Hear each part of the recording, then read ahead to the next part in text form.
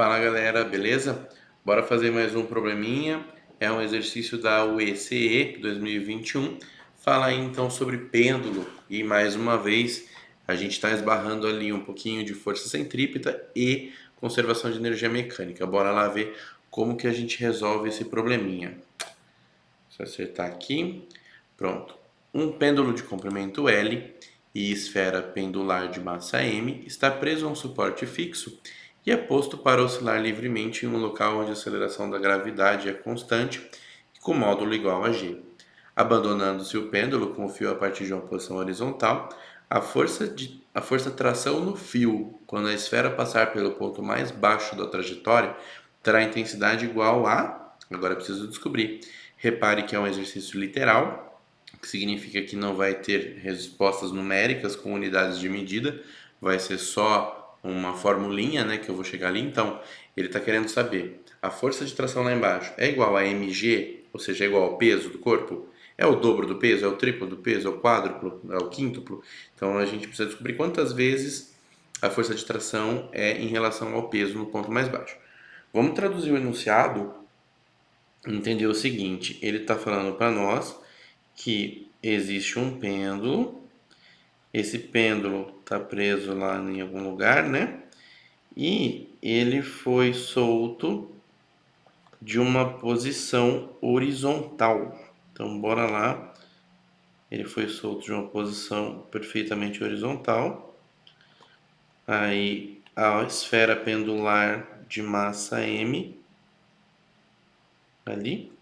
E aí ele foi solto e ele começa a pendular. Ele executa o movimento de pêndulo, tá? Então ele faz esse tipo de coisa aqui, que é um arco, né? Nada mais do que um arco de movimento circular, um arco de círculo. E o nosso ponto de interesse é quando o objeto, quando a esfera passa aqui pelo ponto mais baixo da trajetória. Tá? Então vamos desenhar ela aqui, quando ela passa pelo ponto mais baixo da trajetória. E aqui vou desenhar mais uma vez as forças que atuam sobre a esferinha, tá? Isso é parte importante do processo. Eu sempre costumo dizer que num problema de forças, a primeira coisa que a gente desenha é as forças, para daí ter noção do que a gente faz, tá? Em relação a esse probleminha, existe um fio que, que segura a esfera presa aqui.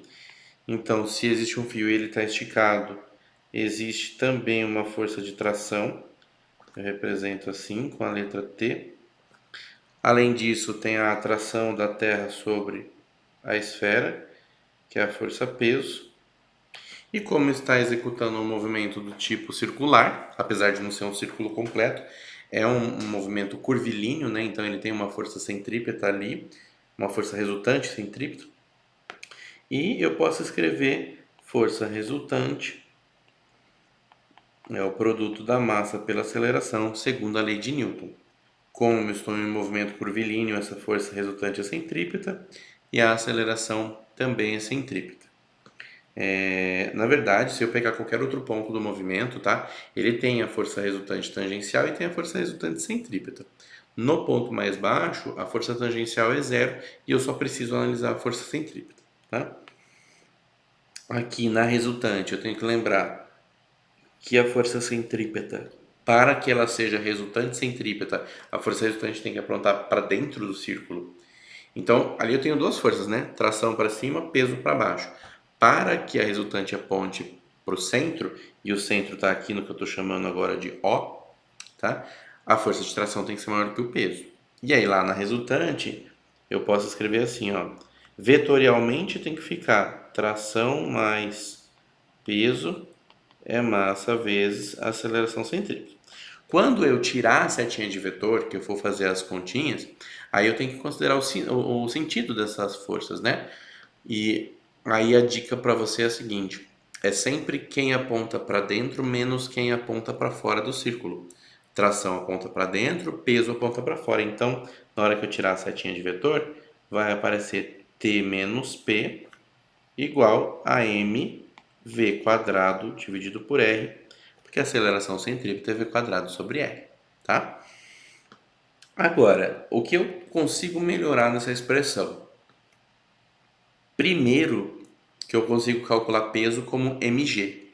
E segundo, que eu preciso perceber que o raio do movimento, né, que é essa distância aqui, o raio do movimento coincide com o comprimento do pêndulo, tá? Então aqui eu vou usar o fato de que o raio é o comprimento do pêndulo e a gente consegue reescrever essa expressão. Vou copiar primeiro ela aqui, depois eu reescrevo. T menos P é mv quadrado sobre r.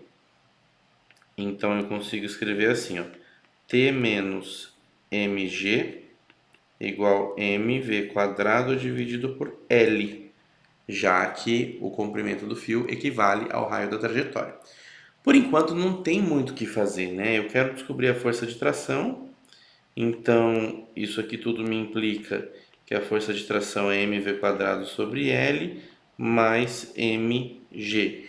Peguei esse menos mg e levei lá para o segundo membro. Mas até então, ó, tô travado aqui nessa equação. Eu poderia apresentar a resposta desse jeito, mas aí não tem nenhuma alternativa que bate, né? Então agora eu vou fazer a análise da energia no problema. Fazer a análise da energia significa que eu vou olhar a energia mecânica entre dois pontos e fazer a conservação.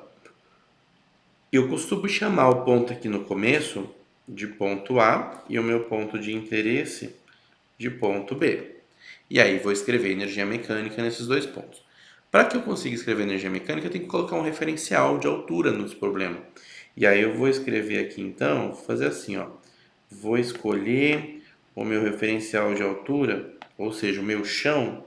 Eu vou passar o chão aqui pelo ponto mais baixo da esferinha, tá? Então eu vou colocar o chãozinho aqui embaixo.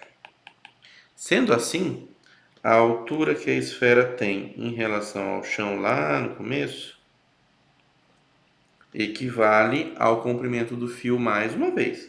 Esse H continua sendo igual ao comprimento do fio. Aí vou pensar, três perguntinhas, né? Lá em cima, tem altura? Sim, então tem energia do tipo potencial gravitacional. Tem velocidade? Não, não tem, porque ó, ele está falando pêndulo de comprimento L, preso, e ele foi abandonando-se o pêndulo. Aqui está escrito para nós que a velocidade inicial é zero, tá? Então, essa palavrinha abandonando-se está falando para nós que aqui a velocidade no ponto A é zero. Ninguém jogou, abandonou só, tá bom? Então, se ninguém jogou, só abandonou, significa que não tem energia cinética ali. Então, tem energia potencial gravitacional, porque tem altura, não tem energia cinética, porque não tem velocidade, e não tem energia potencial elástica, porque não tem mola. Então, na hora que eu for fazer a conservação da energia, tá? Então vai ser aqui agora a conservação da energia mecânica. Vou escrever assim, da EMEC. Eu posso escrever a energia mecânica no ponto A igual a energia mecânica no ponto B. E agora fazer as análises, né? Lá no ponto A eu já vi que só tinha energia do tipo potencial gravitacional, porque não tem nem mola e nem velocidade. Então eu posso escrever assim: energia potencial gravitacional no ponto A igual, agora eu vou lá no ponto B. No ponto B, a mesma análise, tá? Tem altura? Agora não mais, porque o ponto B está no chão que eu defini. Então não tem potencial gravitacional. Tem velocidade? Tem sim, senhor. Porque quando a bolinha passa ali no ponto mais baixo, ela passa com uma determinada velocidade, tá? Ela está indo naquela direção ali. Tem mola? Não. Então, de todas as energias que a gente está acostumado a trabalhar, só tem energia cinética ali no ponto B. E aí a minha expressão para a energia mecânica pode ser escrita então como energia cinética no ponto B. Agora eu vou e abro as expressões de cada uma dessas energias, né? Energia potencial gravitacional é calculado como mgh. A energia cinética é mv quadrado sobre 2. Aqui nós temos massa nos dois lados da equação e ela é diferente de zero. Eu posso simplificar. Aqui me sobra g vezes a altura, mas lembrando que aqui a altura equivale ao comprimento do fio. Então, no lugar de h, eu vou colocar g vezes L. Então, g vezes L igual V ao quadrado dividido por 2. Dessa expressão, eu vou isolar o V ao quadrado. Isso vai ser igual a 2G vezes L. E faço isso porque lá na expressão da força, né, quando eu tirei a expressão para tração, aparece um V quadrado. Né? Então, essa é a sacadinha para esse tipo de problema. Nós vamos, na grande maioria das vezes, fazer a análise da força centrípeta, fazer a análise da energia, e aí eu combino essas duas coisas através desse termo V quadrado, porque ó, V quadrado que eu tirei aqui da energia e V quadrado que eu tirei lá da força centrípeta. E agora eu vou substituir e terminar o probleminha, tá? A expressão da força centrípeta me dizia que tração é igual a mv quadrado dividido por L mais mg. Agora, eu sei que no lugar do v quadrado eu posso escrever 2gl. Então, fico com m no lugar do v quadrado 2gl. Tudo isso já dividido pelo L que tinha ali, mais mg. Eu posso simplificar o L aqui de cima com o L aqui de baixo. E aí me sobra m vezes 2g é a mesma coisa que 2mg. Ainda tinha mais mg do outro lado. E, portanto, a força de tração dá 3mg. Para chegar na alternativa correta, a gente deixa dessa forma, mas se você reconhecer que m vezes g é igual a peso, o que está escrito aqui é que a tração no ponto mais baixo é o triplo do peso do corpo. Tá? Então, inclusive é o ponto onde a tração é maior em todo o movimento. Se você parar para pensar, como o corpinho está descendo, o ponto mais baixo é o ponto onde o corpo atinge a maior velocidade. Portanto, o fio deve fazer a maior força para conseguir manter, segurar, né, o corpo naquela trajetória circular. Então, chegamos na resposta 3mg e isso dá a alternativa C aqui no nosso probleminha. Então, estamos no final desse exercício também. Até mais, gente!